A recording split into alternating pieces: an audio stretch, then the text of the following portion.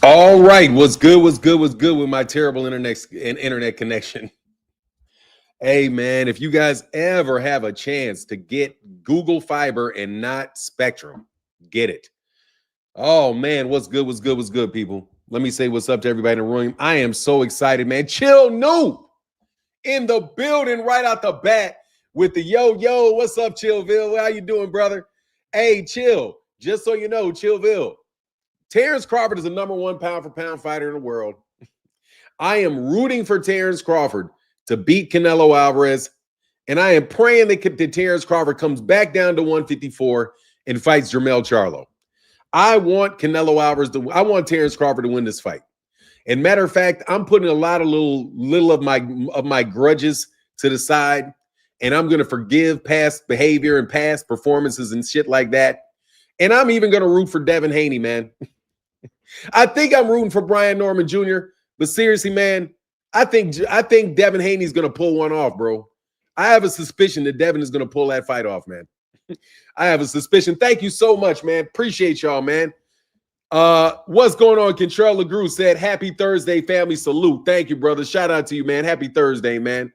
Mr. Mileage in the building. What's good, man? How you feeling, sir? Terrell W in the building. What up? Control, I think I said what's up to Control. I'll say what's up again. Nuke the Duke. What up, though, man? Chilling, brother. Fanon, you think Control says, Fanon, you think the winner of Virgil Ortiz, Lubin, should fight Spence or Jermell? Man, my God, what a great question, Contrell. I think that the winner of Lubin, what's Virgil Ortiz and Lubin? No, I think the winner of Virgil Ortiz and Lubin should fight Xander Zayas.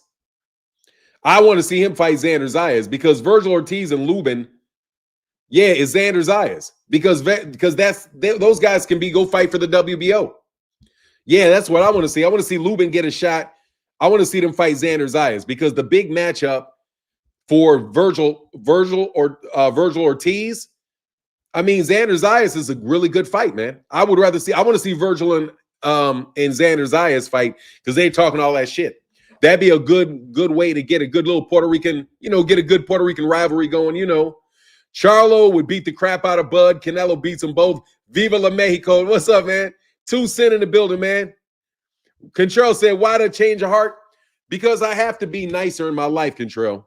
Like, seriously, bro, I've been fighting so much, man. I've been fighting so much, bro, that I'm tired of fighting everybody. You know what I mean? If Bud is on some shit, Bud is on some shit. If he gets busted, he gets busted. It is what it is. But look, man, I ain't fighting about that shit no more. Bud, I don't like Bud very much because Bud is a dick. But still at the same time, bro, I want to see him beat Canelo Alvarez, bro. I do. Because number one, I want Bud to be clean. Like, I don't want Bud to be juicing. I don't want him to. I want Bud to be clean. I want Bud to be the great fighter that I know Bud is. The only problem that I have with Bud is Bud's an asshole. You know what I'm saying? Really. He's an asshole, and he's really fucking shady as fuck when it comes to that business. I don't care. I'm a businessman. I've been in business for decades and decades and decades, bro. I've done a lot of deals. No, bro, that dude is funny business when you're talking about doing a deal. And he puts his thumb on the scale. He does too much. But that said, he ain't the only person out there in the world doing it.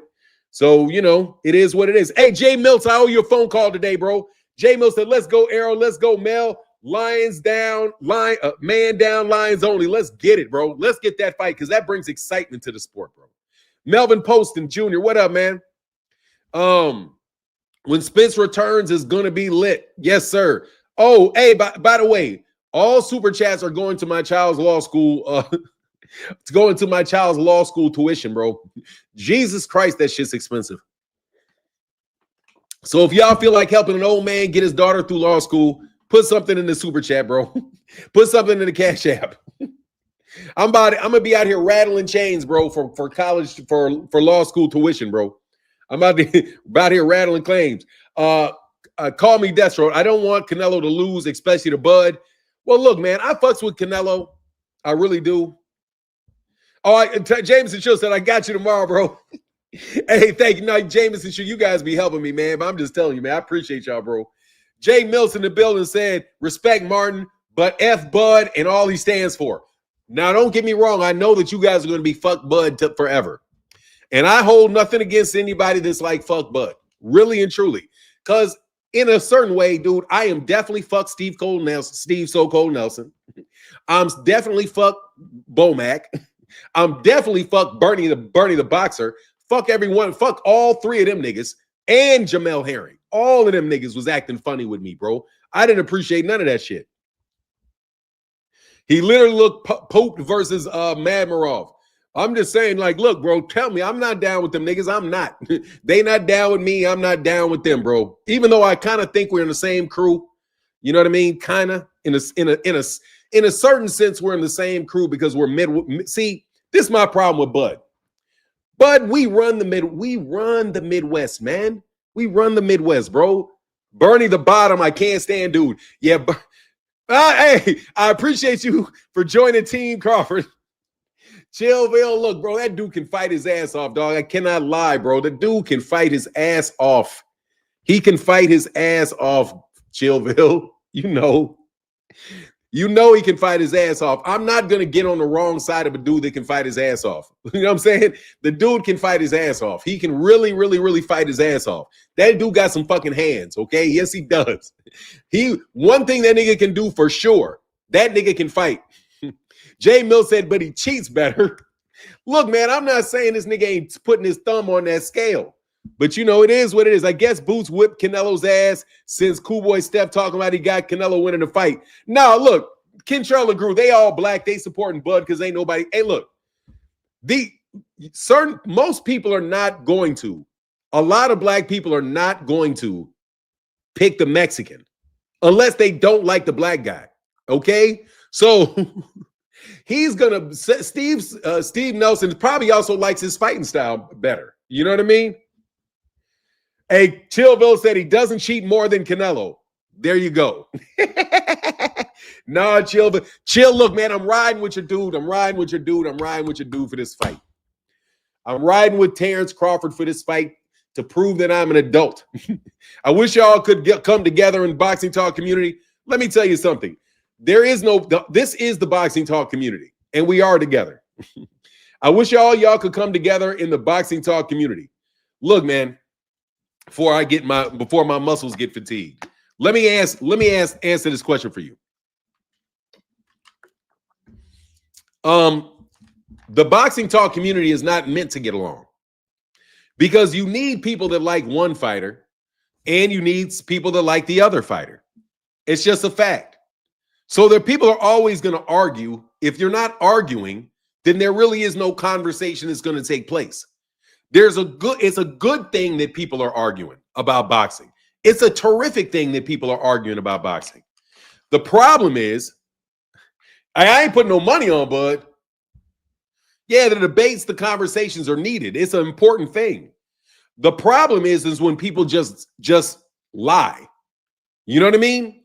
Like, for example, I didn't watch the video, but shout out to Kamal Oz. I got to make sure I use good posture. No overdue, it's the problem. Oh, yeah, they overdo it. That's the problem. Yeah, absolutely. And then you got a lot of thugs. You got a lot of little fake thugs, bro, running around trying to be people trying to be tough guys. That's when I think the boxing conversation goes past where it needs to be, is when commenting creators and all this stuff start threatening people. And I have to tell you, bro, I felt guilty to that. What up, Pull Out Bandit? I actually fell victim to that myself because I got so pissed off that I threatened people. And I don't, and that's not the type of person that I am. I'm not somebody that just threatens people. I don't like to be threatened. And if you threaten me, I'm going to threaten you back because you're basically telling me what you're going to do to me.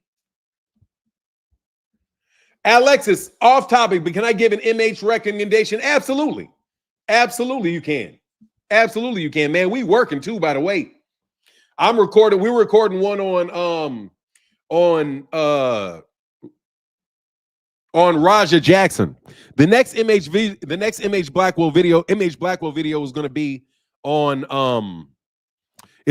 Raja Jackson and Rampage Jackson. That's because I want to talk about that. That's a fun conversation, man. I want to talk about. Hold on 1 second. Okay, hey, give me 1 second, guys. It's gonna take me a second, okay? Give me 1 second. I got to do something for my wife. Put this live stream on pause for a second. I'll be right there. Give me 1 second. I got to do something with my dad. Hopefully you guys don't go away. I'll be right back.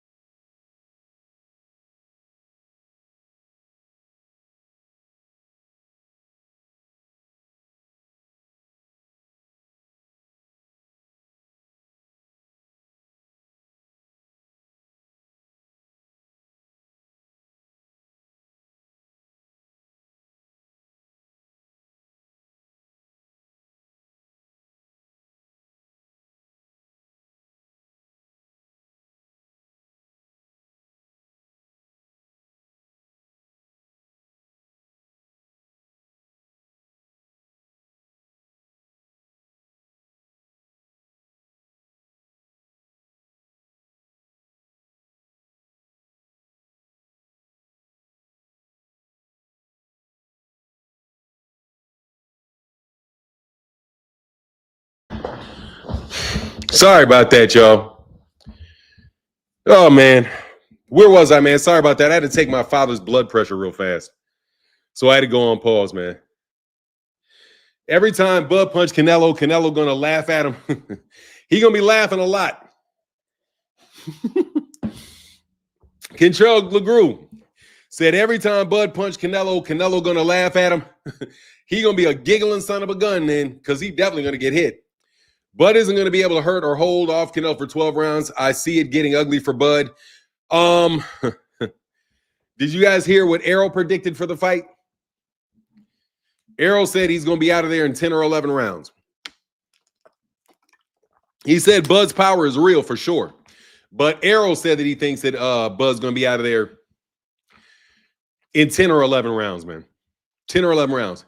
Bud isn't going to, okay, well, my guy Hunter Young said, if everyone got along, it wouldn't be fun. I wouldn't like the super bias or hate or lies like The Godfather. I may need a war to settle things down because that's how it is in these boxing that's how it box YouTube feels sometimes. Let me read that again because I'm a terrible at reading the first time.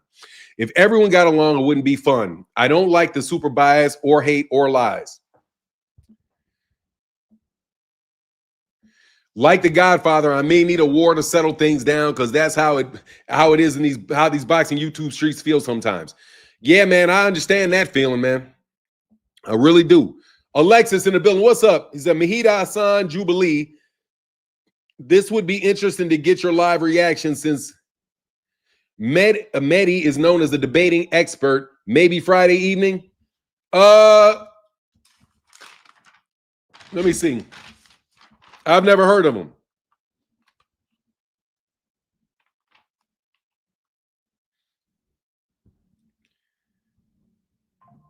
Mahdi Hassan. Okay, I'll look it up.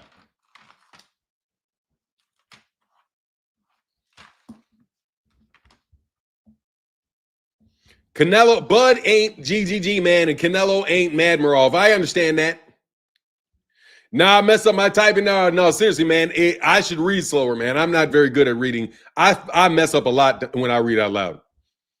It's just funny the way that is with me, man. I'll mess up in a second with that. But hey, by the way, Jay Mills, I owe you that phone call today, man. I've definitely got you on my to-do list. Anyway, man, look, it's really good that these guys are back, man.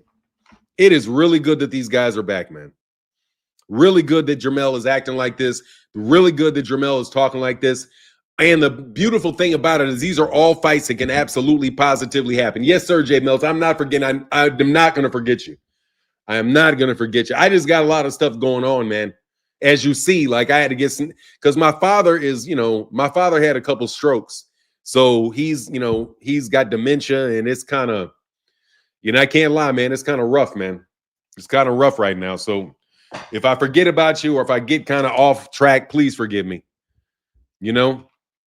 Yeah, Mel had to let him know. What did Mark Henry, K Quee, what did Mark Henry say about the Raja situation? My situation with the Rajas is that he's a kid that lost his temper. And it like basically Raja Jackson is somebody that could kill somebody, man, with the skill set that he has. Like the only thing that I would say is like, you guys got to understand that you guys can murder people, man.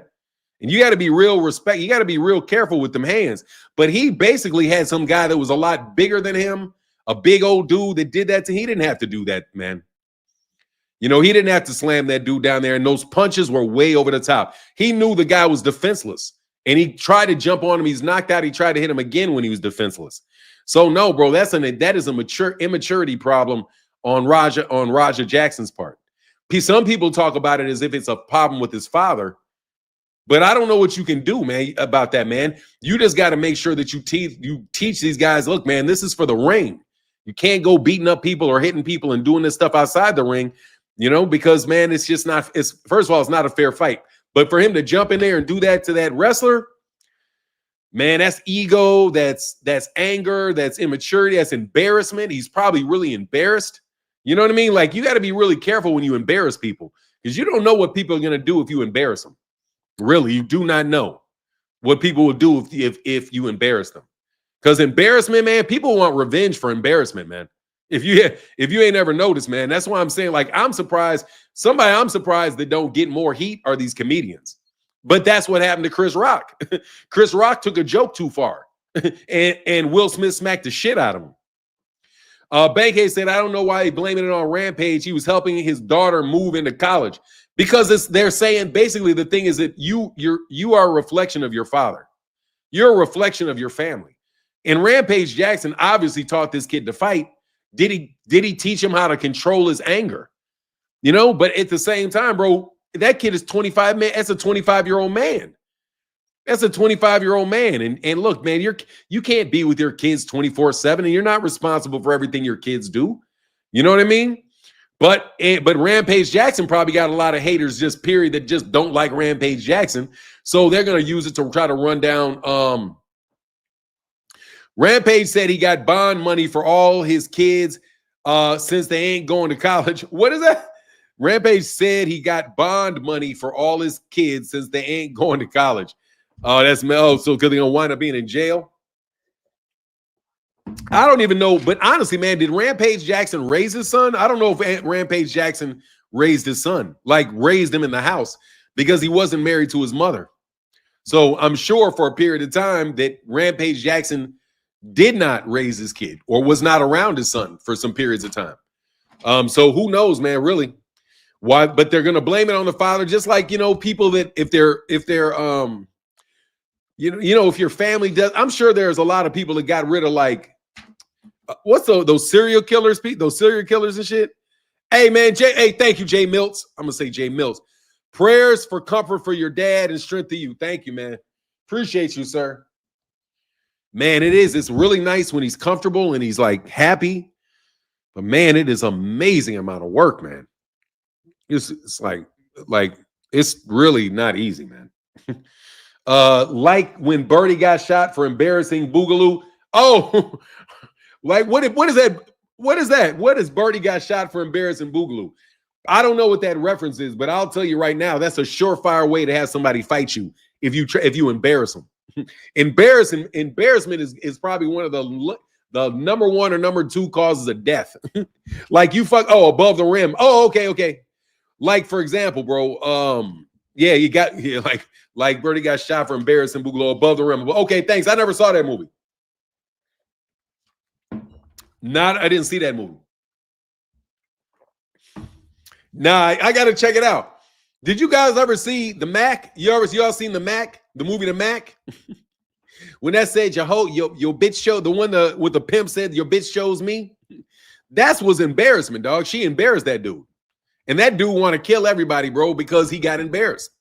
You know what I mean? For real. That's a very, very tough thing. I said something slick and embarrassed that this girl, she tried to decapitate me with what? You said I said something slick and embarrassed this girl. She tried to decapitate me with a tire iron. Yeah, bro. Oh, big time gaming ENT said your favorite guy, Tupac. Oh, that's why I didn't see that movie. That's why I didn't see that movie, man. I ain't watching no Tupac movies. Man, that's why I didn't see that movie, man.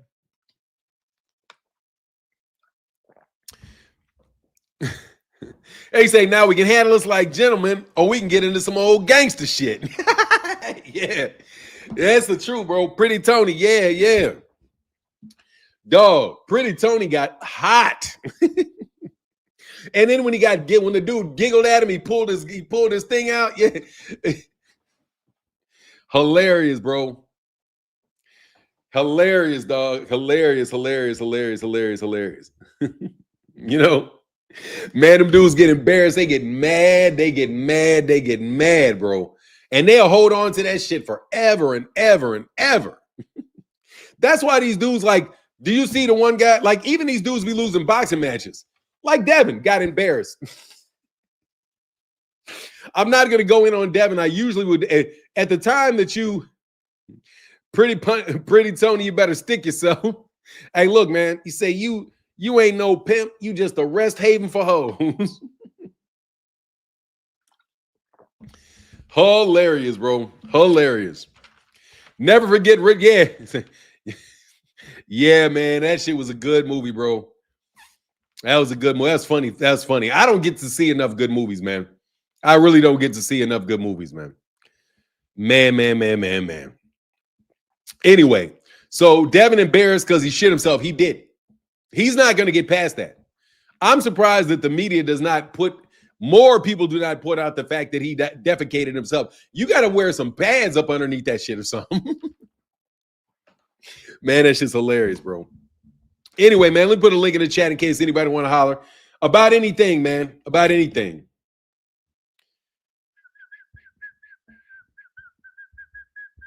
Oh, what else happened yesterday? Who do you guys got in Kid Schofield versus Raymond Moratala if that fight gets done? Yeah, he did. Literally. Yeah, Devin literally boo-booed himself. But it is what it is, man. You get it. What up? Hey, what up, Greg Hackett? How you feeling, man? Man, Greg. Yo, Floyd Schofield Sr. impersonation is some hilarious shit, man. Man, that is some hilarious shit. You got Kid Austin. Who you guys got in that fight? Kid Austin or Raymond Moratala? I think Raymond Moratala is a little overrated, man. A little overrated. He's a good fighter. He just ain't got a lot of pop, man. Javon Freeman said he's got Kid Austin.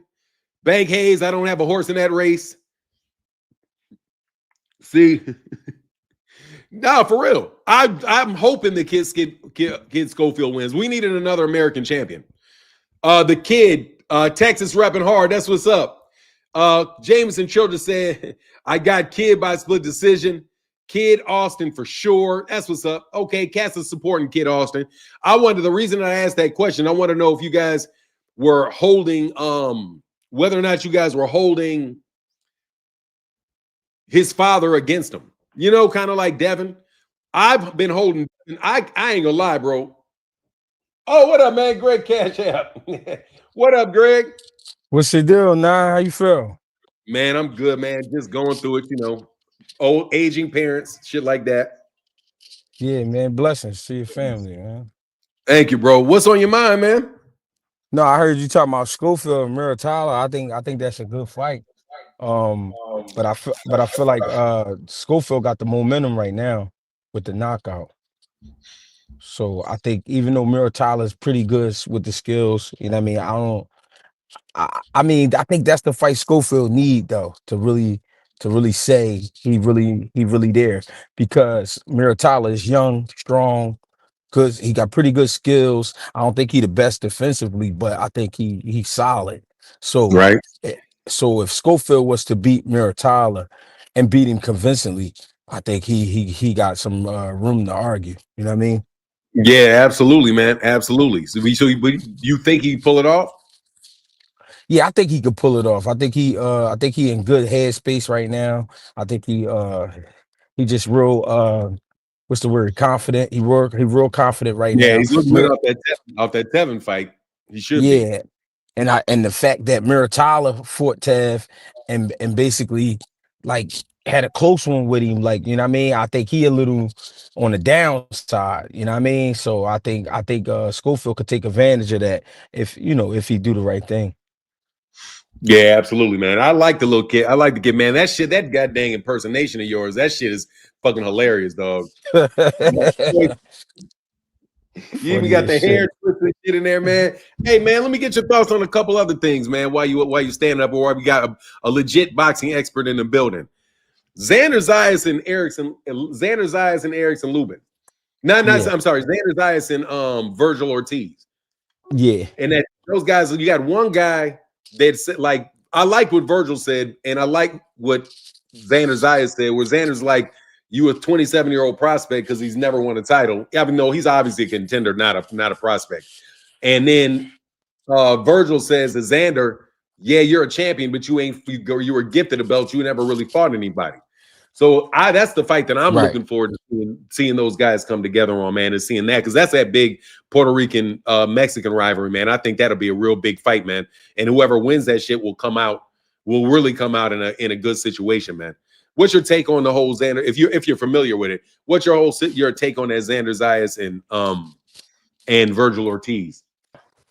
I think if they fight, man, whoever win is considered a somewhat of a star because they both got a lot of hype around them. And Xander, to me, even though I feel like he ain't been fighting the stiff competition, he's been he's been getting better. Like I've been watching him skill wise get better. Virgil, I feel more comfortable at 54. Um, and he's getting better. He's getting more confident, especially with the Madrimov win. It was the way he did it. You know what I mean? You could tell that he was listening to his coaches. He took his time. You know what I mean? He was breaking the body down and he slowed Madrimov down. You know what I mean? With Xander, I'm seeing him box more. I'm seeing him move his head. He using his jab. He working on his timing, things like that. So if you put them two styles together, I feel like right now that'd be a great fight. And only thing is now with boxing, these guys don't want to lose. But I think that's a great fight, to be honest, because we need to see Xander in front of something live, and we need to see Virgil in there with somebody that's gonna make him think. And the reason I believe Xander will make him think is because Xander's size. Xander's not a small guy. You know what I mean? He a pretty good big guy to be that young, and he's getting better. So I don't know, man. I think that's just a great fight. I think they should make that fight. Yeah, man, I'm amped about that shit. It's just that's a golden boy. Virgil's golden boy and Xander's top rank, Top but rank. Xander, Yep. yeah, just I don't know if they want to. I don't know if they're gonna want to take a chance. Usually they don't with young champions like that, unless they 80% sure those guys are gonna win those championship fights, bro. They don't even make the fights because they trying to grow Xanders for something Yeah. that's bigger down the road, man. But sometimes, man, I just think you got to take that chance, man, and get it early, like Bernard Hopkins did, Yeah. like Roy did with Bernard Hopkins. It wound up not hurting their career that Yeah. Bernard lost Roy. But Roy was like, I mean, those dudes they were like the two up and coming young dudes at 160 at the time, even though obviously, Bernard was a little bit older, Right. but haven't come out of prison. So I just look back at that fight and just wish more of these guys would do that in an earlier stage. And it doesn't necessarily mean that these guys ain't gonna come back and and still have tremendous careers. That the loser couldn't have a tremendous career, especially if it's a close fight. You fuck around and have a trilogy. But I didn't realize that about Xander. I was thinking that about Xander. Xander turned pro at 54, while Virgil was at 147. So I don't know. Is Xander the bigger guy? Because if he's the bigger guy, I think he is the bigger guy. That's problems for Virgil if he's the bigger guy. Yeah, I think he might. Yeah, I think he a little bit bigger, just a little bit. But the thing is, when it comes to the Puerto Rican fans, it's not that they being tough on these guys, because there's some pretty good Puerto Rican fighters out here, some real nice ones. The thing is, with Tito and Cotto, they were stopping guys. You know what I'm saying? Yeah. With Xander, he's not as a puncher as Tito was, and he's not as consistent as Cotto was. Cotto went to the body a lot, so he was breaking guys up. The thing is, with Xander, he needs a signature win like this. That's why I think they should push for the fight, because for him, he need a win like this. And I feel the same way with Virgil. Virgil need a win like this. So I think that's why that's a great fight. Man, I love it, man. What's your take on all this shit with Jermell, man? You hear all this stuff with Jermell? I mean, Mel, with the you talking about with him and Spence? Yeah, no. Well, he came out on all these dudes, man. Basically, he did the same thing with everybody. He put a giraffe out on Fundora. He put a Boots. He did some shit with Boots, tearing up a boot with a Philadelphia. Oh. Yeah, with the Philadelphia Eagles. Yeah, check out his Instagram, man. He basically is by reference calling out Boots, called out Terence, Fundora, and Errol. So like the whole lot, man. The thing that I like about it is that 154 is deep. That is a deep ass division with when Boyachuk, Madmarov. I know Terence. I'm still counting Terence because I don't believe Terence is going to retire after that Canelo Alvarez fight. Because Right. most times people in that situation don't do that, So like win or lose, he's not going to be parading up there at 168. At 168. I don't think he's going to campaign there because that's, you may be able. I think it's a good pick for him for Canelo because they're roughly the same, size, length, and all of that stuff. But the other guys that are legitimately basically the dudes that are 175 squeezing down to 168. I don't think he's really going to want to do that, man. So I'm hoping that those guys he gets back to the 154. But if he doesn't, what's your take on the 154-pound landscape with Boyachuk, Madmarov? Lubin is going to be fighting. I think Lubin is the guy that's going to make Virgil Ortiz think from the southpaw stance. And Lubin is a technically very, very solid, very experienced fighter. I think he's going to have to think a lot with Erickson Lubin. And if he ain't careful, he can fuck around and lose to Erickson Lubin. I favor Virgil on it, but he can fuck around and lose to that dude. What's your take on 54? Well, with the Jermell thing, can you hear me? Yeah, I can hear you breaking a little bit, but you're good. Yeah. All right, hold on. Okay. Now, yeah, with the Jermell thing, right?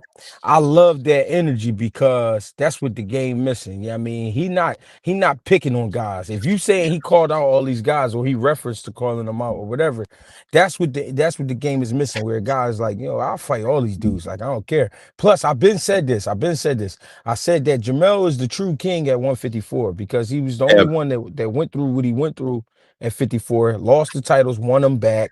You know what I'm saying? Been through a tough fight with Castano, come back and knock him out. You know what I'm saying? Nobody really beat Jermell. You know what I'm saying? So Jermell to me at this point is still the king at 54. The thing is, you got new players. You know what I mean? And you got new guys that's wearing crowns, but they ain't go against Jermell. So I think that's gonna be great for him coming back with that energy. At the same time, the division is loaded, like you said, it's action all around. I love that.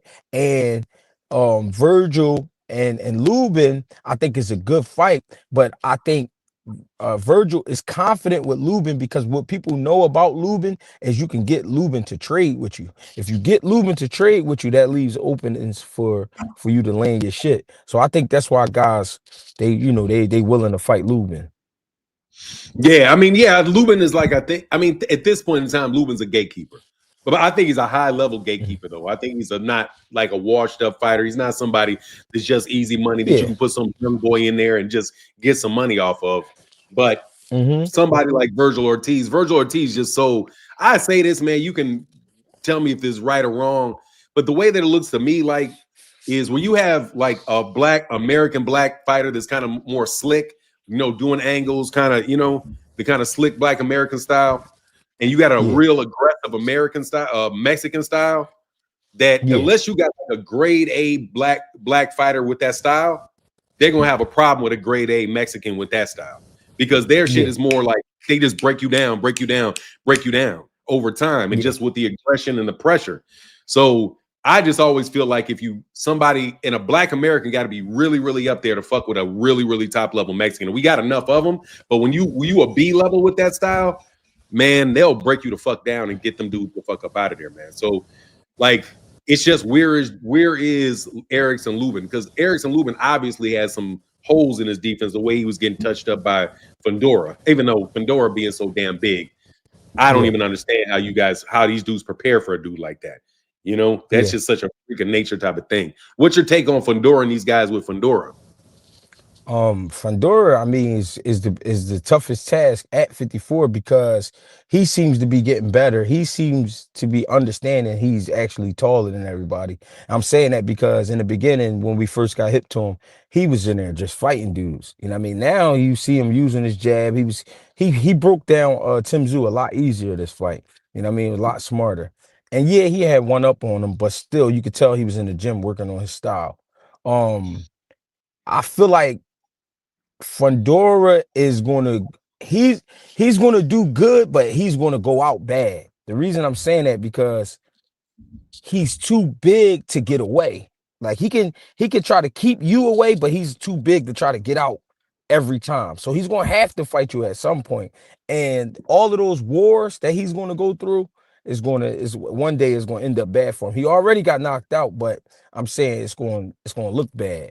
You know what I'm saying? But I like Fundora. Huh? Why? So that's wild. You said he's too big to get away. Yeah.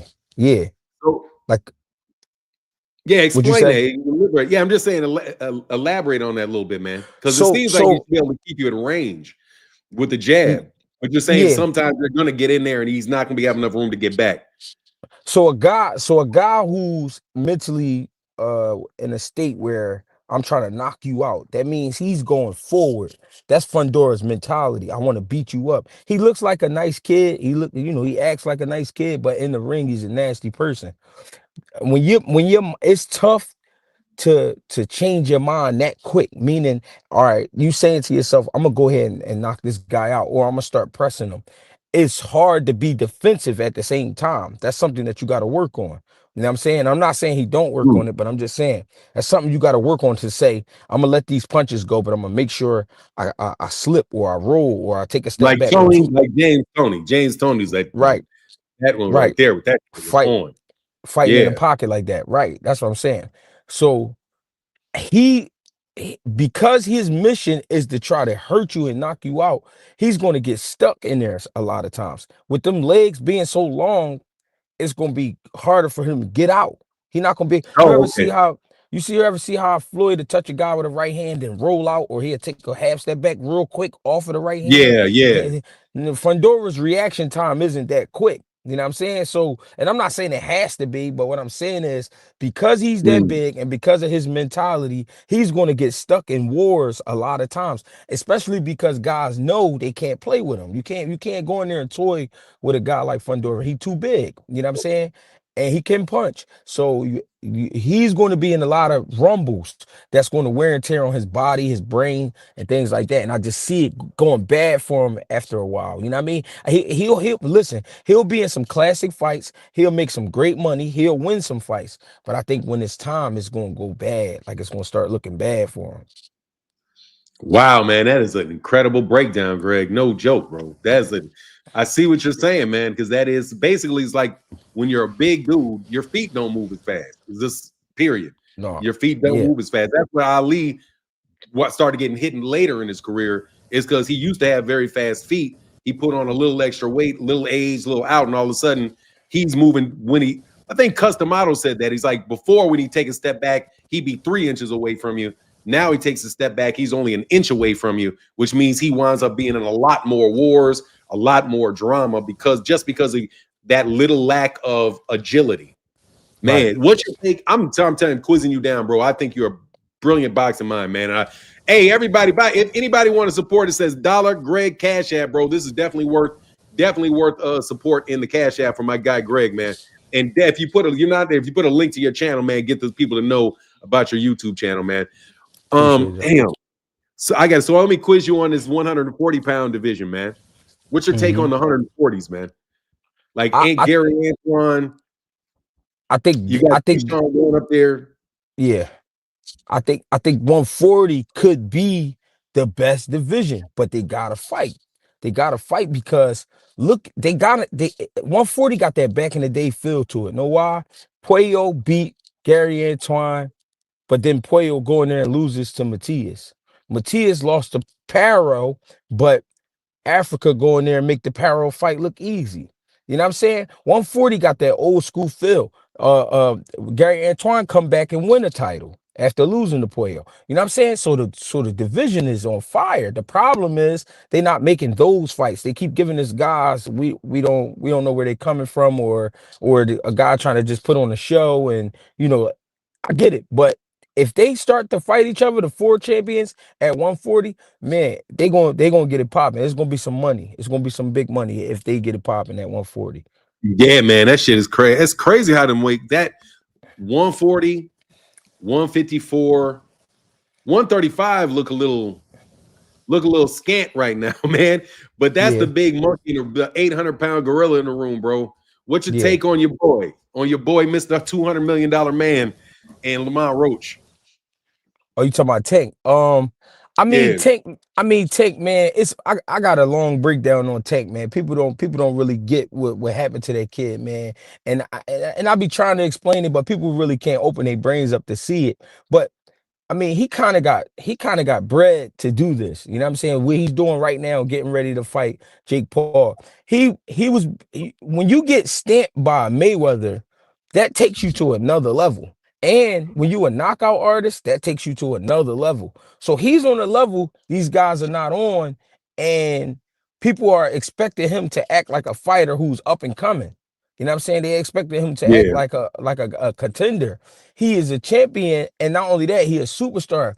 It's not his fault. It's the people's fault because we glorify these guys. And I'm not gonna lie, Tank gonna give you what you're looking for. If you want to see a brutal knockout, I've been to a couple Tank fights live. I fought on the card, you know what I mean, with Tank before. This kid been knocking people out for a long time. It's exciting to see, but when you go through what he's been going through in life with the situations and you don't know how to handle it. See, people, what I don't like about people is everybody act like they train for chaos, and they not. Because when people go through shit, some people go crazier than Tank. You know what I mean? Some people wake up in jail for the rest of their life. You feel me? And raised, absolutely. Yes, sir. So people are always saying what the guy should do. He should do this, he should do that. But listen, at the end of the day, like I said, as a kid, when I watched these older fighters and I'm trying to figure out what happened to them, nobody tried to help them. Nobody, they had their careers, it was over. And now that they broke, you know what I mean? People just talk about them. Tank don't want to go out like that. He don't want to go out like that because he grew up like that. So if I get an opportunity to go in here and spar with a guy who has the world fooled and he want to box and he gonna pay me this kind of money, man, let's go do it. We're gonna go do it because that doesn't mean our career is over. I'm just going over here and gonna get this money. As far as Lamont and the rest of the 135-pound division, if they were smart, they wouldn't even talk about Tank. But they can't help to talk about Tank because he's the guy at 135. To be honest, when it comes to excitement, when it comes to paying money and not caring how much they want, these pay-per-views is $95. That's $100. Fuck it. The pay-per-views is $100. You know what I'm saying? To go to the fight is you're gonna be paying some great money. He's the guy that's pulling in no kind of numbers. If y'all stop talking about him, then he'll have to come back and do some more work. But if you keep talking about him, he ain't gonna have to do shit because he getting paid off of people mentioning him. You know what I'm saying? So I don't know, man. It's a tough situation at 35. Yeah, my thing on Gervonta, man, is I don't like. Obviously, I don't like the Jake Paul fight and all of that. If the money is anywhere close to what these dudes is talking about, man, that dude has got to take that money. If it's anywhere close to that shit, man, it'd be insulting to the motherfuckers that never got that type of money not to take that money. You know what I mean? There's all kind of fighters that never worked their asses off. You to turn your nose up at like a $200 million, it ain't even going on my record type fight. Right. Like, it's just what it is, man. And again, man, these dudes got to find out a way, like, to get off the fucking. Like, I got to give you your fucking flowers, bro. You fucking know boxing. Like, you really, really fucking know boxing. I learned from you. I can tell that you've been in the ring. I can tell that you train fighters. I can tell that you understand the entire, the whole thing, bro. But these guys is listening to a lot of people that don't know shit from Shinola about, about how to move their careers, how to do these certain type of things. Like, my angle is I'm very good with negotiations, man. And I just see, like, with Lamont Roach, man, bro, if you want to talk your way out of a fucking fight, bro, that's a good ass way to do it, dog. You got a guy with $100 million, $200 million offer right here, and you calling him a bitch and a hoe and going to New York State Athletic Commission to try to overturn his fight, and you Twitch streaming all the time, bro. That shit is just I feel sorry for him, huh? Lamont, I'm sorry to cut you off. Lamont, no, cut me off anytime you feel like it, bro. This your show, bro. Go subscribe to my man. Please subscribe to my man, Greg. He deserves it, man. This is not free shit. No joke. Appreciate the love. It's not free shit. It's not free shit. He got good shit. Really, really good shit. Lamont doesn't understand the boost that Tank gave him. What I mean by that is Lamont can fight, and we knew he could fight. The guys that knew Lamont, right? We knew he could fight. The world didn't know he could fight. Now, because of Tank, the world knows he can fight. So he can go wherever. All he got to do is keep winning. But if he keep making everything about Tank or keep mentioning Tank, then it's going to be like, well, you just the guy that did good against Tank. You got to go ahead. You got to go ahead and put some more work in, because that's what your career is going to be if you keep talking about Tank. Leave him alone. I wouldn't even talk about Tank. I would go ahead and fight Gary Russell Jr.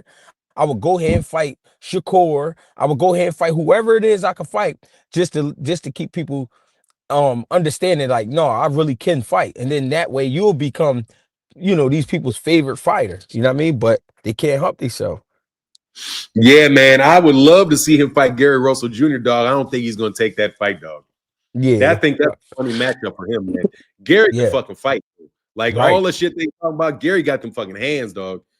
Like, so, I don't know about Lamont pulling that off, man. That's a tough fight for him, man. Even, especially if Gary's shoulder is together and he's really like, because he never, I mean, dude got no other than, like, I guess he must have torn that rotator cuff training, because I don't think, because he doesn't have any wear and tear on him. You can tell by his speech. You can tell by even how sharp and relaxed he was with that dude. I just don't know whether or not he's going to take that, man. I just don't know if he's going to want to really fight. I think he'd be, and you can tell me whether you think this is right or wrong, and I'm a big Gary Antoine Russell fan. I'm a big Gary Russell Jr. fan. I fucks with both of them. I fucks heavy with people in DC. Yeah. But Gary Antoine, I think Gary Russell's more skilled than Gary Antoine is, from what I can see. He seems like more of the slick, more of the, maybe. What's your take on how those two dudes fight, and Lamont Roach, if he was going to go one way or the other? I mean, I think I would go just like you said. I would fight Junior. Why? Because Junior is more his size. I think Antoine is maybe a little bit too big. And not just big, it's his output, it's his punching power. You know what I'm saying? It's his tenacity. You know what I mean? It's his determination. You get a super full package when you fight Gary Antoine. Gary Jr., you get a package, but like you said, you get a package that's a little tainted, he's a little damaged. You know what I mean? We know he got the shoulder, we know he got the shoulder issue, and then we know he's dealing with the age. So I would go that way first. You know what I mean? That way you can make it a rivalry with the family. But I love the Russells, man. They come from a kennel setting, you know what I'm saying, where everybody had to be a dog. There was no other way to go about it. And you know what I'm saying? They make boxing exciting to me. But if I was Lamont, I would fight Junior first, for sure. Gary Russell, yeah, man. I hope we can get that. I can hope we get that fight, man. What you got? Who you got in the Canelo? Who you got in Canelo and Bud, man? I think that's, man, it's tough to call, man, because I'm seeing things from both sides that I like. And Canelo is the guy, right? But everybody know that shit got to come to an end one day. Nothing is forever. And I'm not saying this is now. I'm not saying that. But Bud could possibly be the end for him because Bud has what it takes. I'm not saying Bud will win, but I'm just saying he has what it takes. He's not afraid of Canelo. You know what I'm saying? Two, he has the skills to be able to deal with Canelo. Does he have the power? I don't know, but he is a puncher. He's a puncher because his record says so. You know what I'm saying? Canelo is a puncher as well. So what I see is a great respect for each other, but after 4 rounds, I see a war breaking out. And Oh whoever can shit, whoever can stand it, meaning whoever could take that shit that's coming their way, that's who wins the fight. You know what I man. mean? I don't know if Bud wants that. I don't know if Bud wants a war with that dude. Yeah, I That mean, cat, but granted, he got a granite ass chin. But you saying he's a puncher because his record says so. So you yeah, gotta assume that you making the assumption that he can crack. Because Errol said he can crack. That's what Errol came out. Errol, I yeah, think, said he thought, it was getting Canelo. I don't know whether that's, him trying to pay him back for saying that, for what Terence said about him. This other fight, man, I got it in the title, man. And I appreciate you letting me pick your brain, man. Because I'm gonna steal your predictions. And then I'm gonna give you credit for it at the same time, dog. I ain't gonna be like everybody else. I'm gonna steal your shit and give you credit for it at the same time, dog. no, Devin, I'm starting to think, man, maybe Devin Haney's a little underrated, man. Going yeah, into this Brian Norman fight. Like, I've had my own personal issues with the dude and his pops, but that shit aside, the yeah, dude knows what he's doing in the boxing ring. He's been in there with a bunch of fights. He's a championship world-class level fighter, bro. And Brian Norman Jr. is young and less experienced, but got big hand, got big power in both hands. yeah. What's your take on Brian Norman and Devin Haney? That's Because it. that little tweener, and I'm going to get into that whole little tweener shit if you don't mind. All of Yeah. this fucking Teofimo Lopez Shakur, conversations and call outs, all of that stuff versus actually getting in there with these dudes, man. But what's your thoughts on that? Man, that's one of the best fights I'm looking forward to because of the style matchup. I mean, Norman is claiming puncher, and the reason I'm using the word claiming, that's not a shot, but the reason I'm using the word claiming is because the guys we've given them credit for knocking out, those are guys we've never heard of. Those are guys that was coming off the couch. All right, fine, but he did knock them out, so we got to give him the credit for what we see. He's strong, and he come in the fight. Cool. Devin Haney, the reason I think Devin Haney is big is one because of his father, but I think he's not as big is two because of his father. Because there's a lot of people hate him because of his dad. But if you tune Bill out and you just watch Devin Haney fight, you're looking at a pure boxer. You know what I'm saying? So Right. you're looking at a pure boxer versus a puncher, and it's going to come down to who can be the best them that night, the best version of themselves that night. If Norman can be picking his feet up, working behind the jab, moving his head and getting inside and making it a rough fight, he could pull it off. I'm not banking on a knockout. You know why? I never seen Devin Haney knocked out. I seen him down. I never seen him out. And Devin Haney, I'm gonna keep it real, is probably top 5 toughest fighters in the game because a lot of people, if you think about it, how many people in the world get punched in the head like that and keep fighting? Most people would quit. You know what I'm saying? It's a lot of fighters that would quit in that situation if they got hit in their head like that a bunch of times. They would quit. So Devin Haney, as far as his toughness, he got a full 100 bar from me. Skill wise, he up there. He got great skills, but he has to be the best version of himself, meaning using his jab, letting his hands go, but being defensive. You know what I mean? I think when he fought Ramirez, he was a little too defensive. All right, cool. We got past it. We won. All right, we moving on. We here now. So I think I got it 70-30 Devin Haney because of the experience. You know what I mean? 70-30 for Devin Haney. Yeah, man. I'm gonna kind of be neutral on that fucking fight, man, because I'm trying to like get away from fact that I had personal beefs with some people and just look at it from from an honest point of view and get his kid his credit for what he is, man.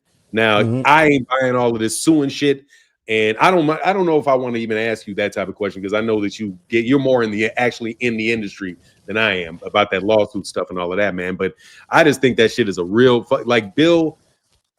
It's just a bad look around that kid, man. He's done a lot of stuff that I don't think Devin Haney wanted this fight. I Right. think he's put in a situation where he has to take this fight because of some of the business decisions that Bill and him have made that didn't pan Yeah. out the way that they wanted to pan out. It's risky to be a free agent. You know what I mean? You know Yeah. what I mean? Like Gervonta can be a free agent because everybody want to bid on him. You know what I mean? Yeah. You coming out of matter of fact, you coming out of the Olympics, guys like Sugar Ray Leonard could be somewhat of a free agent because he was dealing with both Bob Arum and Don King because Right. because he was a gold medalist in 76. But Devin was never in a situation really where he could afford to not have, well, he could do it because he did it from Showtime, then he went to Matchroom, then he went to Top Rank, then he went back to Matchroom, then Ryan Garcia fucked up the bag by losing to Rolly, who I really want to know your opinion on. Because this dude is a better fighter. Is he a better fighter than I thought he was, or did he just get match made or something? Rolly I'm having a hard time understanding about why Rolly is the welterweight champion, man, over Ryan. I didn't see that coming. But he fucked up that bag, and now I think he's forced to enter this fight with this young killer. But at the end of the day, it might wind up being the best thing that ever happened to him. Could be the Yeah. best thing that ever happened to him because he overcomes this dude and gets that welterweight champion. Because if he's a three division champion, there's very little shit that people can really say about Devin if he wins this fight, bro. I mean, seriously, Yeah. I'm gonna give him that shit ahead of time. He'll be a 3 division champion, and a Yeah. former undisputed champion, bro. That's a fucking bag. You know what I mean? Of shit to do. So the only hesitancy I have on Devin is because I don't think Devin really wanted that fight.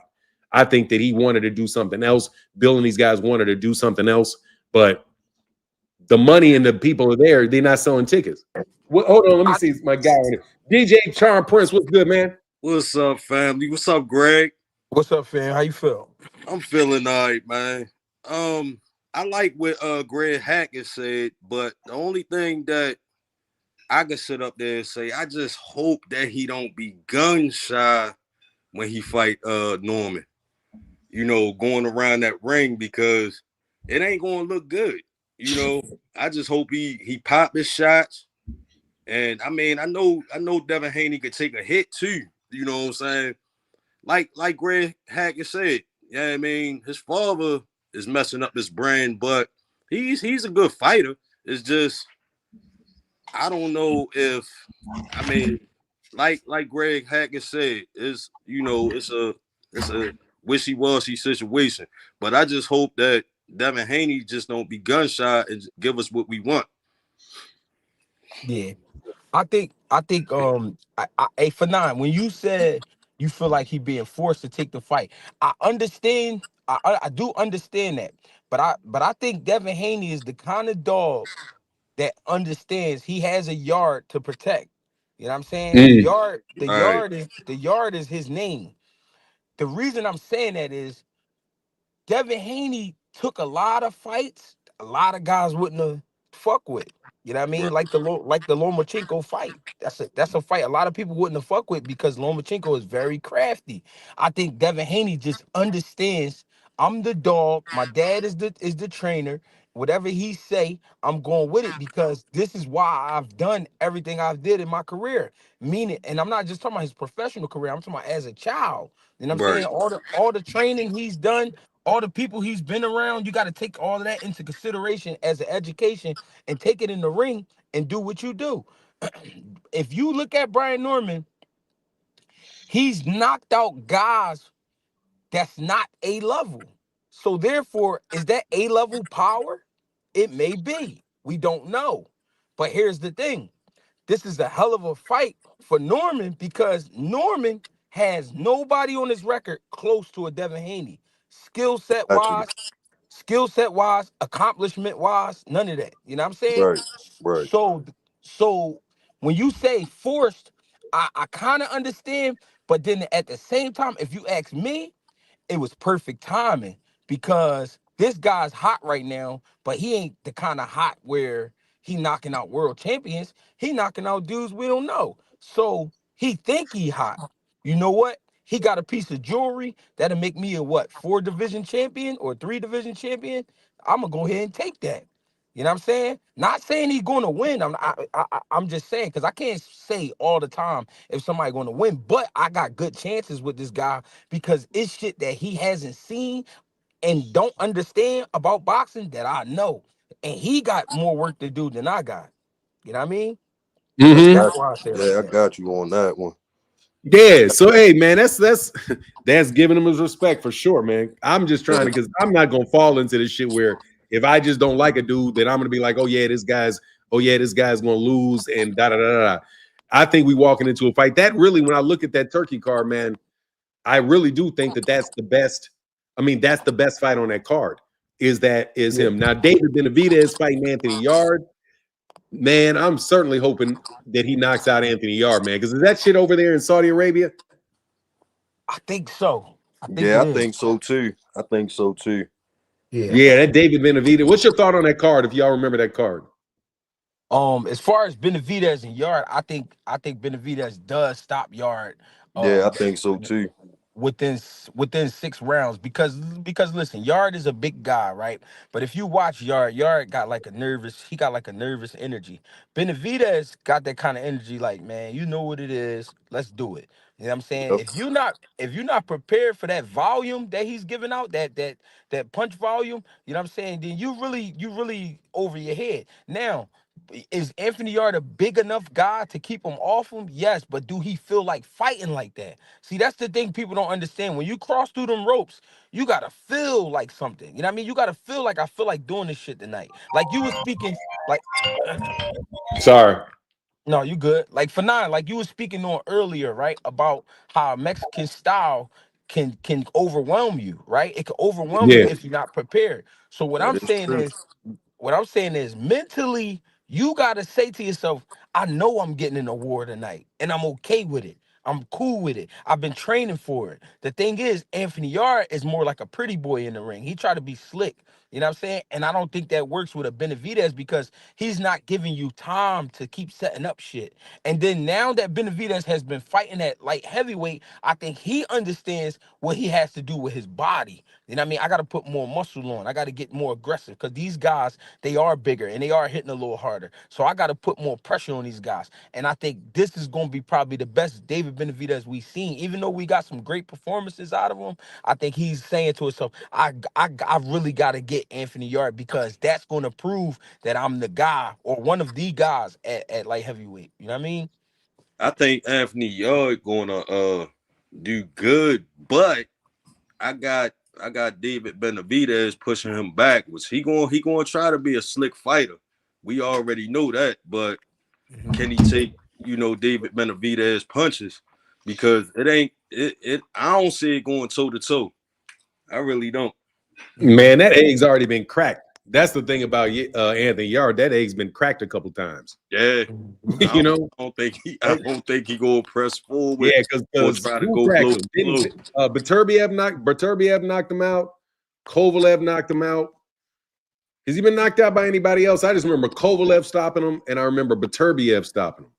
Those are the only two people that I saw Anthony Yard get stopped by. But I think once you I remember that's why I'm nervous about Errol. Like, I'm glad Errol took 2 years off and all of that, man, because shit, that ass whooping he took by Terence Crawford was severe. But Anthony Yard has taken several ass whoopings like that.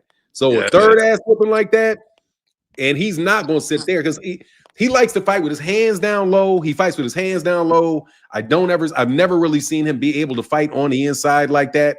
I don't never really, and honestly, man, you can tell me whether I'm right or wrong.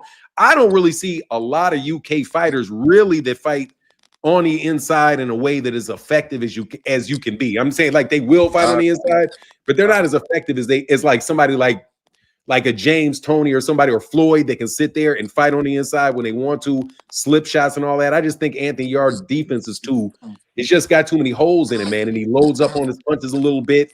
He's just gonna wind up getting caught with some shit like this. You know what I mean? Like I can see him getting stopped by some just real short shit that he walks into. I'm not the biggest fan of Anthony Yarde, man, but that Devin Haney, Brian Norman fight, man, I think that whoever wins that fight, dude, that's going to be a real good look for either one of those dudes' careers, man.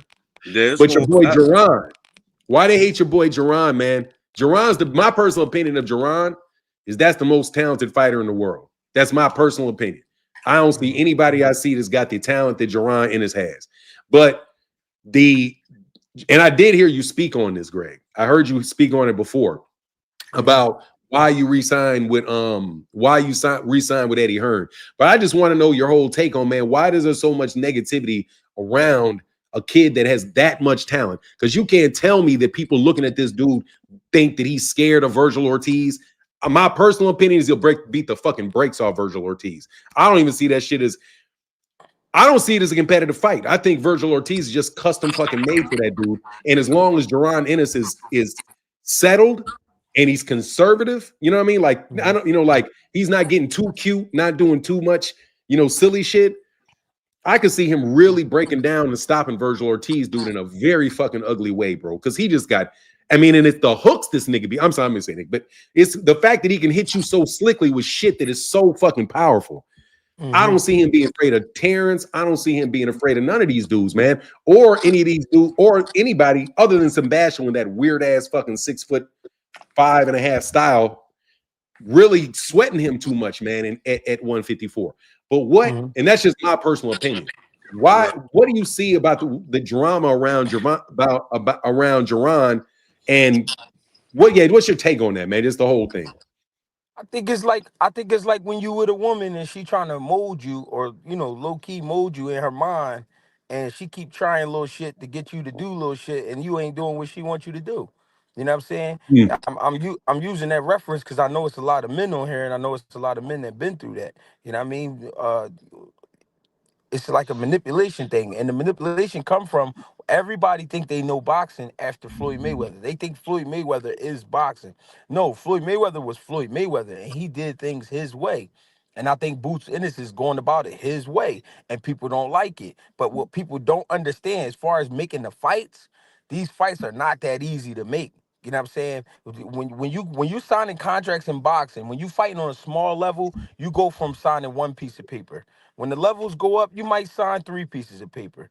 When you get to this level right here, you're getting handed a fucking magazine. It's so many chapters.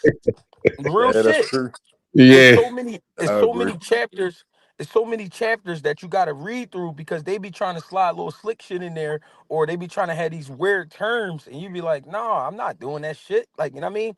And what people don't understand is I don't have to move like these other guys move because I have something different. Not every fighter can go home and sell. You know what I mean? So if you can go home and sell, that means you have a fan base. You know what I'm saying? So he does things his way, and I think people don't like it. Also because ever since people got hit to Bud, all of a sudden everybody is on the Bud train. But I remember when Bud was fighting Spence before the fight, there was barely any Bud fans. Everybody was saying he was going to get stopped. Now, because Bud beat Spence, now Bud is everybody's favorite guy. So what it is they start to feel like whores. I'm sorry for my language, but they start to feel no, like that's cool. whores. They start to feel like whores because, damn, I was just a Spence fan. Now I'm a Bud fan. I'm eventually have to say I'm a Boots fan. You know what I'm saying? Because he's going to see, when I talk about Boots, people think I'm talking about Boots from what you're seeing in the fight. I'm talking about Boots as a fighter outside the ring. What I mean is this kid don't drink, this kid don't smoke, this kid ain't out all night gambling, he ain't at the clubs, and I know because we in the same city. So because of that, I know I can gamble on you. And because of that, with everything you said, the skill set, the hard work, this is why I like this guy. You know what I mean? Whether he from my city or not, I like this guy because he's doing everything you supposed to do as a fighter. So now, because Bud is getting ready to fight Canelo, and he says, you know what? I'm going up to 54. I want to be the best. Let me go spar the best. Now everybody mad about that. They finding the reason, oh, he only doing that because, yeah, guess what? If he is, what y'all gonna do about it? Ain't nothing nobody can do about it, because you know why? At the end of the day, he's trying to become better as a fighter. Now, some people may not understand what I'm saying about that. If you was playing in college and Michael Jordan was in his prime in the NBA, and during the offseason, Michael Jordan was shooting around in your city, and you got a chance to go fuck around with Jordan, you not gonna go play Jordan? That's That's stupid. what they all do. I'm from Chicago. That's every Kevin Garnett was hooping. Kevin Garnett was in high school hooping on Jordan's team, bro, against Scottie Pippen, man. Like, That's yeah, what I'm absolutely. saying. Them dudes be playing like the pro-ams and all that stuff, dude. They be having Right, retired pros coming out there and still right, playing in the pro-ams with the high school kids. Uh, I guarantee you Derrick Rose was mentored by Isaiah Thomas or by Tim Hardaway. That's how you right. get the extra shit. That's what That's how I'm you get the saying. extra shit. Because it's the same as networking. If I go be around this guy, if I go spar this guy, you know what? Then I can have a conversation with this guy. You know what? Then I'll overhear some information. You know, it's a lot you get with these situations. It's not about Bud Crawford. They making it about Bud Crawford. I'm gonna tell you the truth. I don't think Bud Crawford give a fuck. You know what I mean? Because he know what he gotta do. But Boots at the same time is like, I gotta do what I gotta do. I can't worry about what people gonna say. If you worry about what people gonna say in this world, you're not gonna be shit, man. That's just the Never. truth. That's just the truth. You know what I'm saying? So I think the kid is moving the way he's supposed to move, and I can't be mad at him. So I don't know why people mad at him. The only thing I can think of is, that relationship thing I brought up earlier. When you with a woman, she wants you to move a certain way, and you're not moving how she wants you to move. So she just get mad. You know what I mean? Yeah, man, I can understand that shit. That shit for Exactly. sure. I just Yeah, think the kid is like, what's your thoughts? What's your thoughts on that, DJ Charm? like he said, Hackett, Bud move different, Boots move different. So whatever they do, that's their choice. Just like, with Tank, he moved different. Everybody in the boxing industry moved different. So if you got the ones that party, you got the ones that drink, you got the ones that sit back, relax, and train. So, like he said, it's on them. It's on them what they want to do and their judgment and decisions. Yeah, my thing with Boots is, man, he's just such an exceptional talent, bro. I do think there's just people that put their finger on the scale because they want their dude to be that guy. You know what I Right. mean? They want their dude to be that guy, and so they put a lot of negative shit on Boots.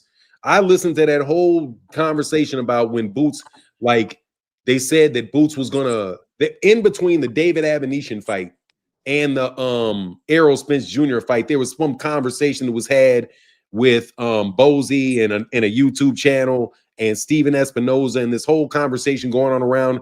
And the thing was that they were like, okay, Bud accepted that he would fight Jaron Ennis. Now, this is right before, while he's in the conversation with the same people about fighting Errol Spence. So there's no fucking way that Jaron, and I'm telling you this just from somebody that does negotiations, there's no fucking way that they were going to make a fight with Jaron Ennis and Terence Crawford before they made a fight with Errol Spence and Terence Crawford. There's just no way they were going to do it. The size of the fight was too significant, and they're not going to fuck over Errol for Jaron, because Jaron was still on Showtime at the time. But they're not going to fuck over Jaron. They're not going to fuck over Errol to give Jaron Errol's fight.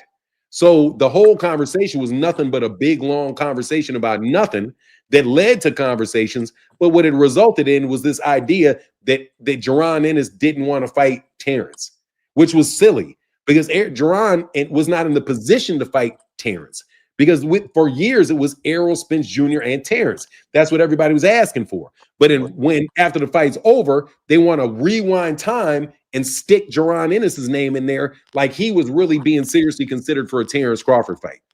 I thought that was doing damage. That was people purposely doing damage to Jaron Ennis's reputation. Because maybe they thought that the fight would go through, but that was them trying to set the fight up. That was not some real thing that is going to take place. It's just not going to fucking take place. Like I fuck around with, like, I'm a big supporter of Gervonta Davis. I don't have to be a political science to know that Gervonta Davis is never going to come to this channel.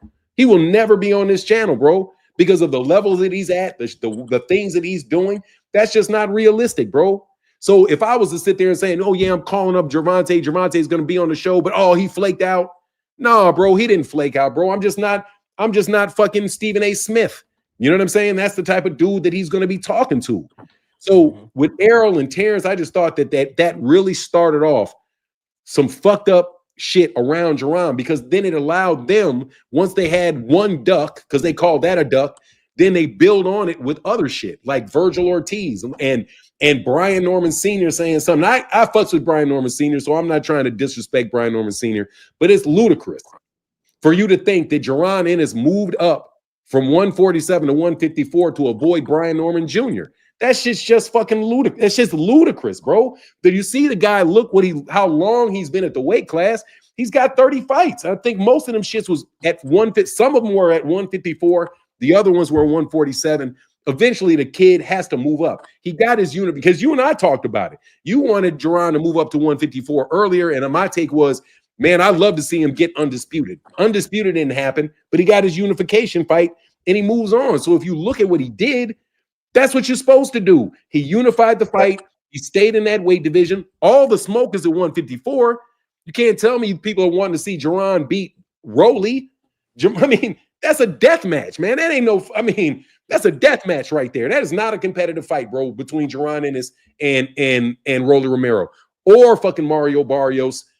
Who else is up there? And Brian Norman Jr., okay, that's just not anything he should be staying there and keeping his body at. He's already got a body of work at 147. It's time to go to 154, bro. But people want to look at it, and every single time somebody sends a note to somebody on the internet or somebody says, okay, yeah, I want to fight these guys, they always believe that that's right there with a nego, that the fight's going to pop off. Like when Shakur's talking back and forth with T.O. about these guys fighting. Meanwhile, the whole time, my understanding is, shout out to the people that released the information, that Teofimo Lopez is in conversation to fight Pitbull Cruz. So, like, you talking about fighting, like you guys are talking, like T.O.'s talking about fighting Shakur talking about fighting T.O., but T.O. at the same time is literally negotiating to get a Pitbull Cruz fight and go over to because I think that's why I was over there with the PBC. So I don't know, man. It's just a lot of the talk, a lot of the positioning that fighters are doing on social media wind up doing a lot of damage to other fighters and damage to a lot of fighters' relationships. And that a lot of that shit came from the way that Devin was able to be successful. Personally, I think that the way that Devin was able to successfully boost his name off that debate about whether or not he was going to fight Gary Russell Jr. or not. So now it's like everybody's using these fake negotiations as way to act like they're the ones that want to fight everybody. And then like Eddie Hearn will come up, no disrespect to Eddie Hearn, but no disrespect to Eddie Hearn. That shit is, you can't fucking lowball somebody on Jaron Ennis's name without that shit coming back to fly on Jaron. So I don't know, man, the whole thing, like I know why Jaron did it. Like I believe that Jaron made the right move, really, as far as somebody, Eddie Hearn saying, okay, I'm going to do this for you, and him following through on his promises, selling out in Philadelphia, getting the big crowds in Philadelphia. I think that I understand why he would resign for that reason. I just wish Eddie Hearn, like if you're not real serious about making that fight, like dead serious about making that fight, don't talk about making the fight or don't call a dude up about the fight if you're not real serious about making that, because it winds up turning out that it's just going to be used to call you a duck. Because Virgil's, he didn't send the contract. It was never got to that point. Jaron really never wanted it. And it winds up making both guys look bad. What's your thoughts on that? Both y'all, if you don't mind. Real quick, though. Jeep Red Boy in the building. Thank you for the $20 holler, brother. Thank you for the support, man. Yeah, what's your take on that, man? How are fighters supposed to navigate that shit? I feel like, right, the difference with, like, let's say like Tank and let's say Boots, right?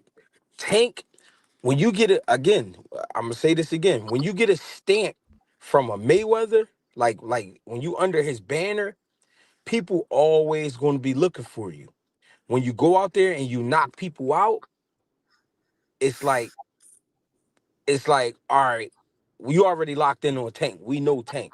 I got an uncle that's 77 years old. He said he know Tank. He's like, I like Tank, Greg. You know what I mean? And my uncle's 77. So if my 77-year-old uncle, he knows who Tank is, but he don't know who Boots is, that means Boots got more work to do. Part of the reason why Eddie brought him home is so that he can get the backing behind him. You know what I mean? When you arguing to make these fights, you gotta show why you're the A side, or you gotta show why your guy is the guy. You know what I'm saying? You can't just say my guy's the guy and we deserve more money. No, he can't sell tickets. Nobody's checking for him. The reason selling tickets is important is because the more eyes we can get on the fight is the more money we gonna make. You know what I'm saying? So Eddie, I feel like Eddie is just trying to make it where people know who Boots is. Once you know who he is, you can because You're breaking up, everybody's Greg. arguing like Rashidi, right? Huh? I think you're breaking Can up a you little hear me? bit. Yeah, I can hear you. Can you hear me now? Yeah, I All can right, hear you. my bad. Like Rashidi, right? He got offered the truth. No. Nah, you breaking up, Greg. You gone. All right, I'm You gonna froze come too? back. Yeah, okay, cool. All right, you got it. Hey, DJ, you got anything else you want to add? That's about it, man. I mean, it's just, it is what it is, man. Yes, sir. All right, bro. Appreciate you coming through, All man. right. Have a All right, blessing. peace. Yes, sir. You as well, bro. Yeah, he's driving to come back in a second, man. That shit's a fun conversation, man. I'm telling you, look, bro, two people I love talking boxing to. I love talking boxing with Greg Hackett. Love talking boxing with my guy, Phoenix the Assassin. Let me put a link up here so it's easy for you to get it. Man, that was a good conversation, man. That was a really good conversation. Eddie is moving hard enough for Boots moving hard enough for Boots, in my opinion. Hey, man, I fucks with Boots heavy, man. I'm not gonna second guess him, man, because like I said, he's selling out. He's fighting in his hometown. He's selling out stadiums in his hometown, in his home area. You keep doing that, bro. You're gonna get bigger and bigger every time you do it. And I think that's a reasonable thing to do. And I love that they got those guys in Philly, bro. Boots needs a huge name event. Hopefully he'll get it. I'm sure that hopefully he'll get it soon. That's my take on it. But let's get back to the original point of it. Hold on one second. Cool. Hold on one second.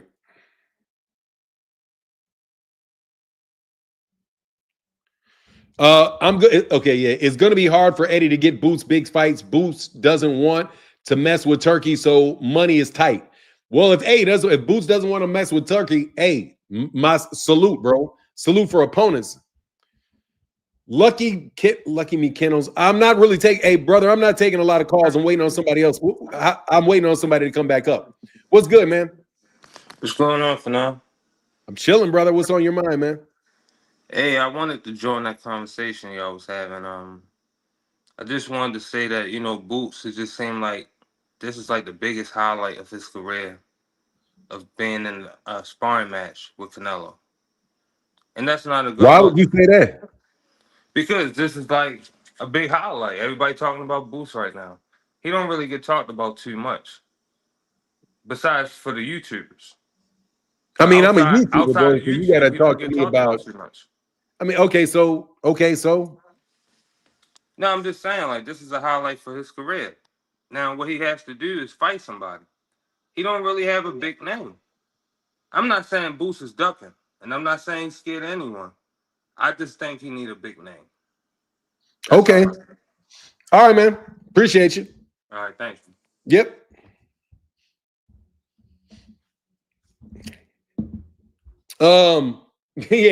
Yeah, bro. Come on. The man just won a unified champion. This is not the highlight of his career, sparring Canelo Alvarez. In fact, man, if nobody knew who Canelo Alvarez was, if nobody knew who Jaron Ennis was, it wouldn't be a big deal that Jaron sparred him. Let me repeat. If nobody knew who Jaron Ennis was, then nobody would care that he sparred Canelo Alvarez. Should I repeat that again? Jaron Ennis definitely has a name. And boxing fans know who Jaron Ennis is. Whether or not you're overly motivated to see him fight is a different question. But again, not everybody that takes a picture with Canelo Alvarez is it a big deal. That picture became a big deal because Jaron Ennis was in it. Just give the man the guy's credit, bro. They said, Fanon, repeat it 3 times. Repeat it like Umar 3 times. Hey, man, it'll make sense. Let me repeat it again. If nobody knew Jaron Ennis, it wouldn't be a big deal that Canelo Alvarez sparred him. Okay? Canelo Alvarez spars all kind of people, but you don't hear people say the name. You know why? Because they're not unified world champions. You know, that's just what it is. But look, man, I'm going to get up out of here a little bit early today, man. Much love to everybody in the chat and everybody in the super chat and the cash apps. Thank y'all so much for supporting. I really do appreciate it. But I'm going to get up out of here a little bit early and get out of these hot-ass lights. Y'all have a wonderful day. Deuces.